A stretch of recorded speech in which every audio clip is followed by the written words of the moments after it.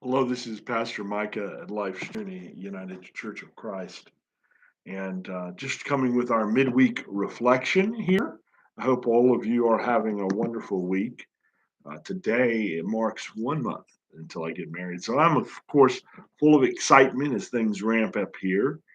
Um, I want to invite you now to just take a moment and reflect on what gives meaning and peace in the middle of our week. I do hope all of you feel comfortable joining us for worship this Sunday at 10:30 at Life's Journey, either in person or on Facebook Live.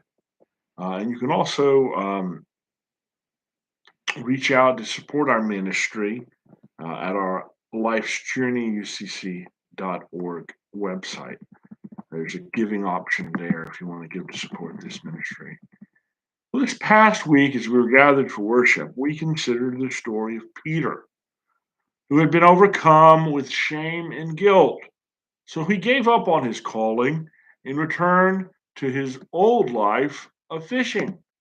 We looked at how Jesus offered him forgiveness and invited him to live into this by devoting himself to helping others. Do you love me? Feed my sheep, tend my lambs, Jesus said.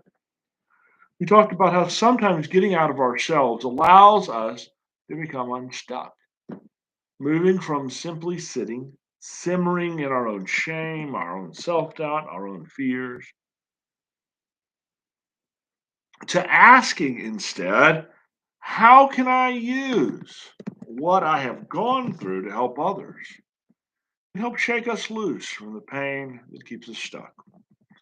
A lot of programs aimed at helping people recover encourage serving and helping others as a part of how to get to a fully flourishing life.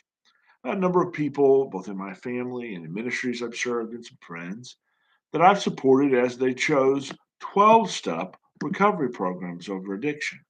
And they have told me how helping others in need and sharing with others who need to hear it, their recovery journey rather, helps them to not stay stuck in patterns of substance abuse, focusing on others' experiences than our own, others' needs than our own, can help them in their recovery process not get caught in their own junk they're carrying, some of which triggers their own addiction issues. Our book for book club this month, The Book of Joy by the Dalai Lama and Desmond Tutu, goes further and links this openness to others not only with us putting away our beating of ourselves up for our failures, or us stopping being paralyzed by pain and grief, but also with us cultivating joy. I would hope, Desmond Tutu writes, that people would recognize themselves, that it is what we are closed when we are closed in on ourselves. I'll butcher that, so I'll say it over again. I would hope, Desmond Tutu writes, that people would recognize in themselves that it is when we are closed in on ourselves that we tend to be miserable. It is when we grow in a self forgetfulness. In a remarkable way, I mean, we discover that we are filled with joy. I've sometimes joked and said God doesn't know very much math because in God's economy, when you give to others, you would think it should be that you are subtracting from yourself.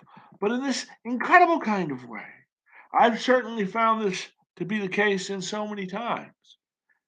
In God's way, you gave, and then it seems like, in fact, you are making space for even more to be given to you.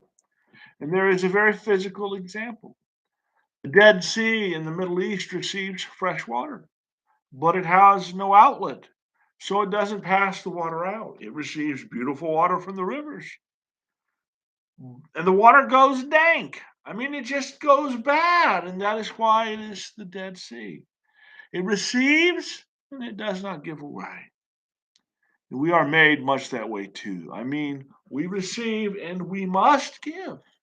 In the end, generosity is the best way of becoming more and more joyful. Learning to not just receive, but also give. Not just ask, what lifts me up, but also what can lift others up, is a part of how we become the kind of thriving waterway we are intended to be, to use Desmond Tutu's analogy. And neither dried up riverbeds, who gave without accumulating rainfall or snowfall to rejuvenate themselves, nor the kind of dank sea Tutu describes that only accumulates but does not give. Neither of these ways of living will allow any of us to truly thrive. This is a part of what Jesus means when he says, freely you have received, freely give in Matthew 10:8. And give, and it will be given to you. Good measure, pressed down, shaken together, and running over will be put into your bosom. With the same measure you use, it will be measured back to you. Luke 6:38. May we learn how to be open to others, how to give and to share, how to stand together with the oppressed and forsaken. As we do this, we will find that we will gain more than we lose or give away. I hope to see you all Sunday in person or on Facebook Live as you join us for worship. And I hope until then, you will find more of this joy that the gospel promises. See you then. Take care.